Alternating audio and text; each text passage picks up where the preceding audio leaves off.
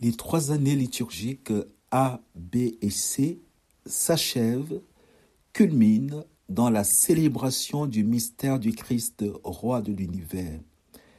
Magnifique mystère. Mais comment le comprendre? Comment le contempler? Comment le célébrer comme il convient? Quelques questions et quelques rappels s'imposent. Premièrement, pourquoi célébrer seulement le Christ comme roi, alors que dans le chant du Gloria, le magnifique chant du Gloria, nous proclamons que le Père est roi. Gloire à Dieu au plus haut des cieux, paix sur la terre aux hommes qui l'aiment. Et après, nous disons que le Père est roi, roi du ciel, Dieu le Père Tout-Puissant. Et dans une très belle hymne au Saint-Esprit, nous proclamons que l'Esprit Saint est roi. Roi du ciel, consolateur, esprit de vérité. Mais alors, est-ce que c'est la cour du roi Péto? Le Père est roi, le Fils est roi, l'Esprit Saint est roi. Et d'autant plus que l'Ancien Testament, notamment le psaume, attribue la royauté à Dieu comme Dieu. Je t'exalte, ô roi mon Dieu, je bénis ton nom à jamais. Alors, si la royauté est le sommet de la hiérarchie, donc ce que nous devons dire aussi en passant, c'est que la royauté en Dieu, c'est pas la royauté du Père vis-à-vis du Fils, la royauté du Fils vis-à-vis de l'Esprit Saint, et ainsi de suite. S'il y a les 3 personnes sont égales en majesté, la royauté, on voit qu'elle s'exerce d'abord vis-à-vis de l'homme. Dieu règne sur sa création. L'Apocalypse, il a pris possession de son règne, le Seigneur Dieu, maître de tout. Donc, c'est pas la cour du roi Péto, c'est la manifestation de l'excellence divine, la manifestation, il faudrait dire, de l'économie divine de Dieu qui pourvoit à tout ce qui est nécessaire au bien-être matériel, spirituel, contemplatif de chacune de ces créatures. Le psautier peut donc dire, le Seigneur est mon berger, je ne manque de rien. Mais si pour célébrer le dernier dimanche de l'année liturgique, nous célébrons la solennité du Christ roi, c'est la 2e ou 3e remarque, est-ce que cela ne pourrait pas signifier que le sommet de la mission de Dieu, ou le sommet de la création, comme le sommet de la rédemption, est-ce que ce n'est pas pour nous introniser, finalement? D'autant plus que Saint Pierre nous dit, dans sa première épître, nous sommes désormais appelés nation sainte, sacerdoce royal. Nous sommes par le baptême prêtres, prophètes et rois. Est-ce que finalement cette solennité ne consiste pas en l'intronisation de l'homme par Dieu? Marie, reine du ciel et de la terre. C'est extraordinaire que cela s'achève comme ça. Pour bien comprendre, donc, entrer dans l'intelligibilité du grand mystère que nous célébrons, je voudrais faire un petit rappel. Du point de vue de la philosophie, régner, un roi, est celui qui permet à tout ce dont il a la charge d'accéder à tous les moyens de subsistance, à tous les moyens matériels et spirituels pour une vie pleinement humaine. Un bon roi est celui qui s'assure, qui fait tout pour que personne dans son royaume ne manque du nécessaire pour une vie pleinement humaine. Malheureusement, du point de vue humain, cela reste une utopie pour la simple raison que, entre-temps, nous avons eu le contrat social de Rousseau. Entre-temps, nous avons eu le philosophe Machiavel, l'art de garder le pouvoir, qui fait que régner, c'est finalement dominer pour la plupart des gens, malheureusement. Alors, pour la plupart des gens, il faut préciser, pour ceux qui manquent d'intelligence politique, Et pour ceux qui manquent d'intelligence métaphysique pour comprendre qu'au fait, toute autorité vient de Dieu. Et qu'il faut, quand on est autorité, on est concrètement lieutenant. Nous tenons lieu de. Nous tenons lieutenant de Dieu. Et que nous sommes appelés à être intendants des biens que Dieu a suffisamment créés et bien créés pour le bien-être de tous. L'Ubuntu, la solidarité, je suis parce que nous sommes. Ce qui est à moi est à tous, selon les possibilités, bien sûr.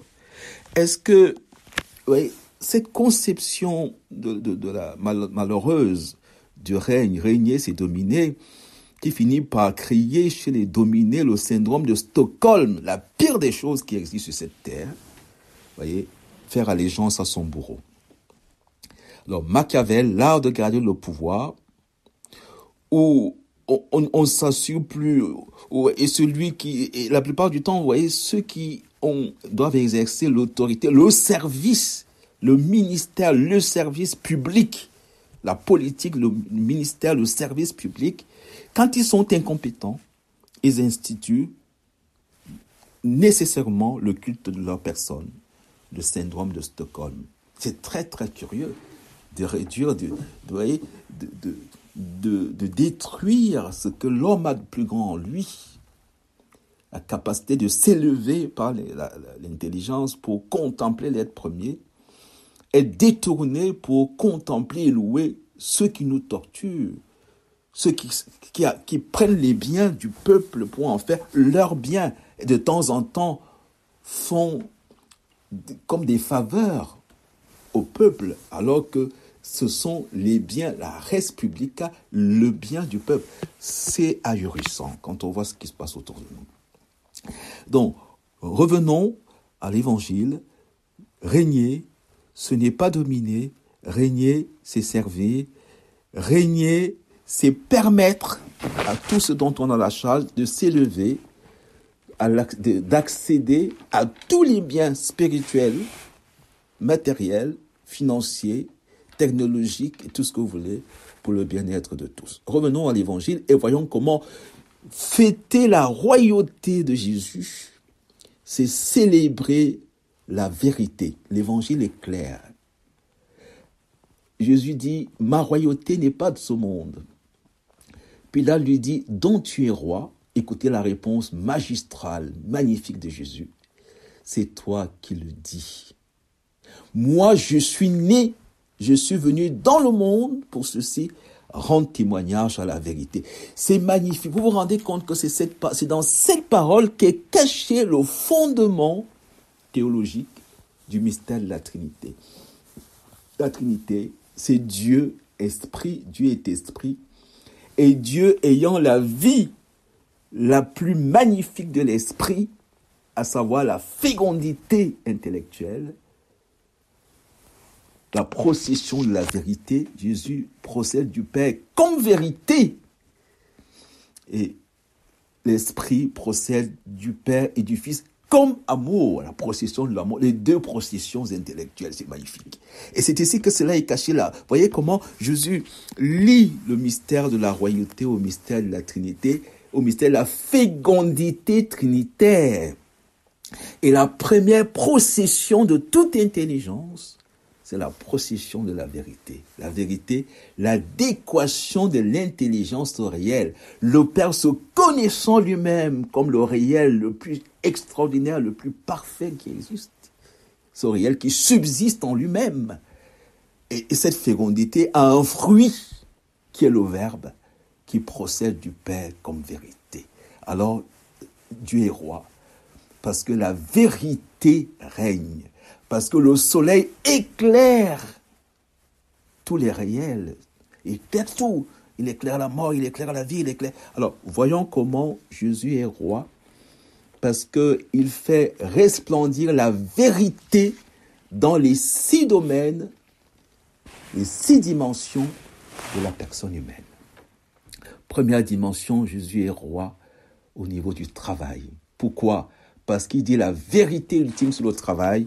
travailler non pas pour la nourriture qui passe, mais pour la nourriture qui demeure en vie éternelle. Le travail qui nous amène, qui nous élève jusqu'à la participation au mystère de l'Eucharistie. Jésus qui travaille pour tous. Il travaille pour tous parce qu'il les sauve en prenant le pain de cette terre, fruit de la terre et du travail des hommes, qui deviendra le pain du royaume éternel. Le travail s'achève dans l'Eucharistie. La vérité du travail, il faut la regarder à partir de l'Eucharistie. Jésus est roi parce qu'il rend témoignage à la vérité. Il rend témoignage à la vérité du travail. C'est le seul qui peut nous dire combien le travail est quelque chose de tellement, vous voyez, le travail est la transformation de la matière en philosophie, le travail est l'achèvement de la création en théologie biblique, et le travail avec Jésus, participation au salut du monde. Jésus est roi parce que c'est lui qui nous dit la vérité sur l'amour. Et il n'y a pas de plus grand amour que donner sa vie pour ce qu'on aime. Oui, un être humain peut donner la vie humaine, sa vie humaine.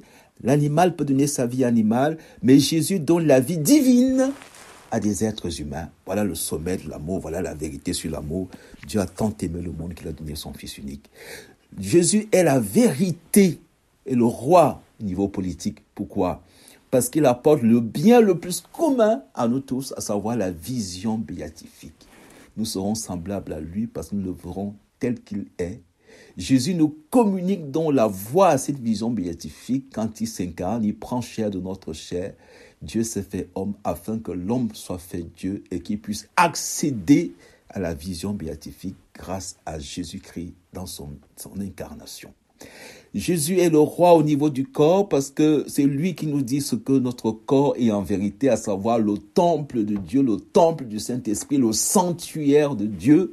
Détruisez ce corps, ce sanctuaire, en 3 jours, je le rebâtirai. Le temple dont il parlait, c'était son corps. Et il nous rappelle que le corps est le lieu où habite en plénitude toute la divinité magnifique. Jésus est roi du corps parce qu'il nous rappelle que le corps est le sanctuaire de Dieu, le corps est la maison de Dieu, le corps est le tabernacle de Dieu. Magnifique. Il est le roi du point de vue de la vie parce que il y a 3 degrés de vie, la vie végétative, la vie sensible, la vie spirituelle. Et Jésus est venu pour que l'homme ait la vie, et la vie en abondance, toutes les vies. Il en est la source, il en est l'accomplissement. Je suis le chemin, la vérité et la vie. Et il nous donne la vie qui ne finit pas. Qui mange ma chair et boit mon sang, demeure en moi et moi en vie, et moi en lui. Je lui donne la vie et la vie éternelle, qui est victorieux de toutes les limites et surtout victorieuse de la mort dans la résurrection.